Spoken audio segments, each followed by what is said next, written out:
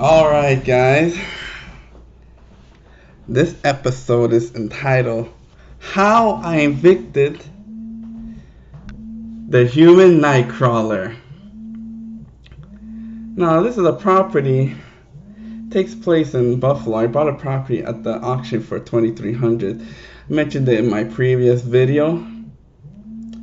And it took me about eight months to make it livable, and once it became livable, I was ready to find my first tenant. So, my first tenant told me that he was at the church, so I said, wow, this is a good sign. But later did I find out that I picked up my worst tenant. Since I've been landlording for the last 10 years, my worst tenant was picked up at the church. Isn't that ironic?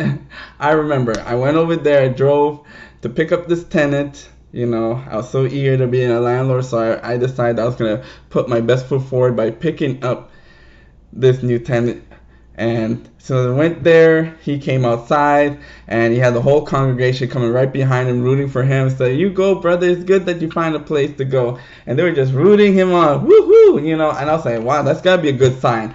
You know, everybody's rooting for this congregation. But what they did not tell me was that guy was just newly converted.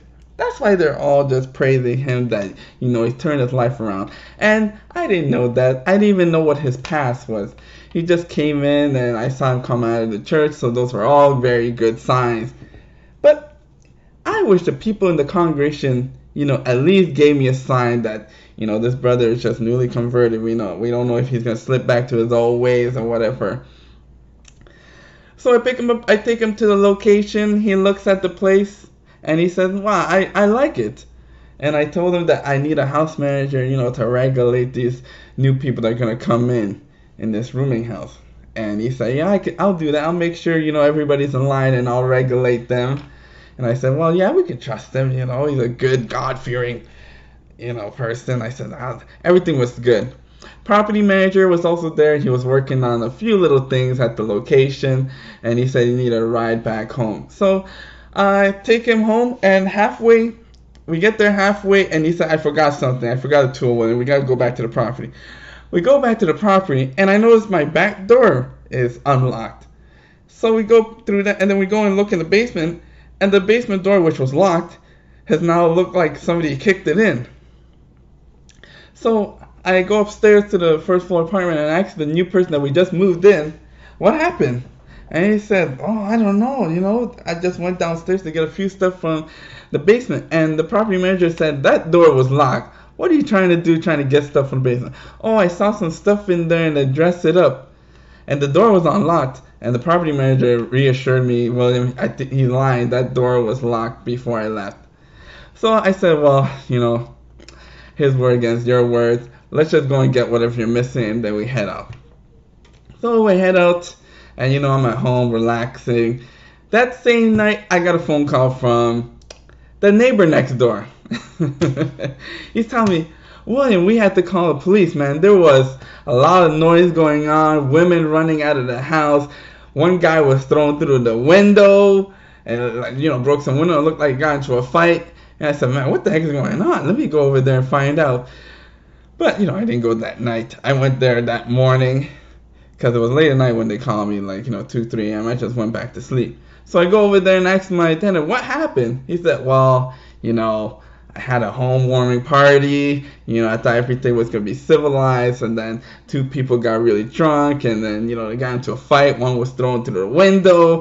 There was nothing I can do, William, you know. And I said, well, you know, I guess if you're having a home warming party, you can't really control your other guests when they get alcohol in them. But, you know, I thought we weren't going to drink so much alcohol. I thought you were safe, my brother. He said, no, I didn't drink. I was the designated, you know, driver to take them home. But I didn't know that they were going to go that far. So, you know, I said, well, I guess it's not his fault. Some people can really throw down at a party. So I just ignored it. And then, you know, a week later, I'm checking up on the property. And everybody on that block got a night light on and a security camera. And I was like, wow, that's different. So I thought something was up. And then the owner of a property next door to my house called me and told me that William, I think the new guy that you moved in, I think he took my windows. Because the people across the street said that they heard a lot of banging. And the house beside me that he was calling about, it was a vacant house. So they were just working on that, so they're just repairing it. So I said, let me go and talk to my tenant, just make sure that he didn't do it. And I'll take a quick peek at the property, make sure that the windows are not in there. So I go over there, I tell him what's the situation. I ask him, did you go next door and take something, or one of your friends, one of your hoodlums, or did you see anything? He said, oh no, I didn't see anything. I didn't mention the windows because I didn't want him to know that I was on to him. So I go and I check the property once over, and I did see the windows in one of the rooms. I see them all stacked up. And I said, you sure nobody went into that next property? So I tell the other owner that owns that vacant property that, I think it's my tenant that did it. And I tried to do a police report, and the police officers told me that I could not do a police report because I did not actually see him take the windows. So I cannot report a crime to them. I have to tell that owner of the vacant house so he can do investigation. So, I tell him, and, I'm looking like the worst landlord in the block. I don't know what I got myself into. It only gets worse. Next month, he commits the ultimate sin. The ultimate sin is not paying your landlord. He didn't pay me rent the next month. And I said, oh man, that's it, man. He's got to go. So I booked the eviction, and he got the eviction papers. They were certified mail, and what he did is he started threatening me over the phone as I'm gonna get this place shut down. I'm gonna call the inspectors. I'm gonna call public health, and I'm not gonna be paying no rent for this place. And I said, we just newly renovated this property. What are they gonna find? Exactly, they didn't find anything. They went over there, they did the inspection, and they didn't find anything. He wasted all this time. So when it was time for us to show up in court, I'm showing up in my casual clothing. This guy shows up in some flip-flop sandals, a white beater, and a windbreaker jacket. I'm like, oh my God, and ripped up jeans. I said, don't you see that this is supposed to be serious? And of course, we get in front of the judge. He's acting all belligerent and swearing and trying to show some pictures, and the judge's like, stop all that nonsense. When can you move out? Because none of this is going to help you. So he gives him the date. I finally go downstairs, pay for my marshals. The marshals, we meet there on the day of the removal. We get to the property, and we don't see the Nightcrawler. I'm like, where did he go? All his stuff was still there, but he was gone. So the marshal said, if you see him again, just call the police. If he doesn't pick up stuff, just put it downstairs for abandonment. So marshal leaves, I leave, and then the tenant tells me, oh, he's back. And I said, where was he? He was hiding on the other floor. This Nightcrawler was just kept popping out, and as soon as we were gone, he popped right back into his apartment upstairs. I said, oh man, this guy's going to be a difficult guy to get rid of.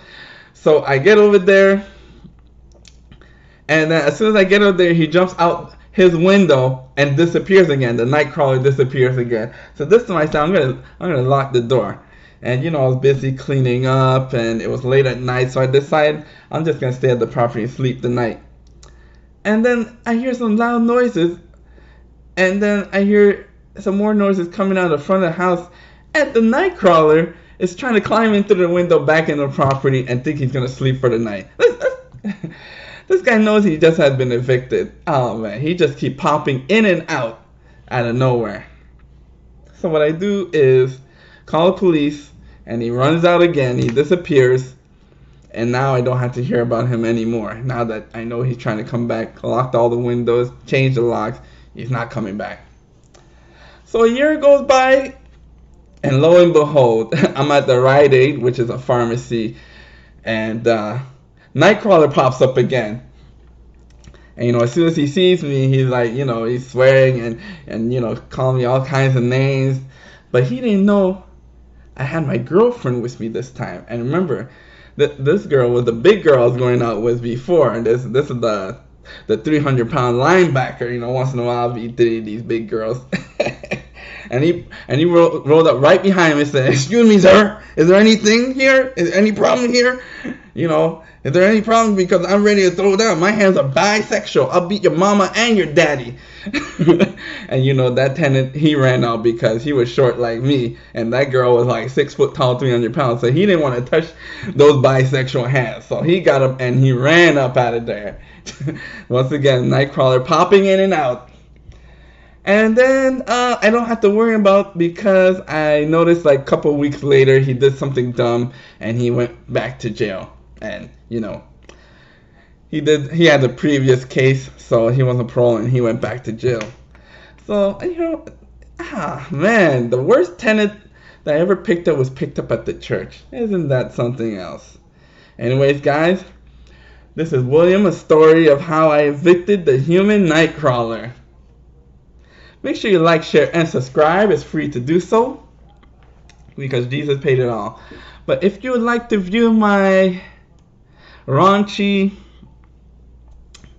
private videos, you know, the ones that would get demonetized off of YouTube and get stricken and get removed, they are on my Patreon. Make sure you look up on me on Patreon, William Kweku Edom, same thing as my name, and you'll be able to view all of my private videos. That's all I gotta say. Thank you. Bye-bye.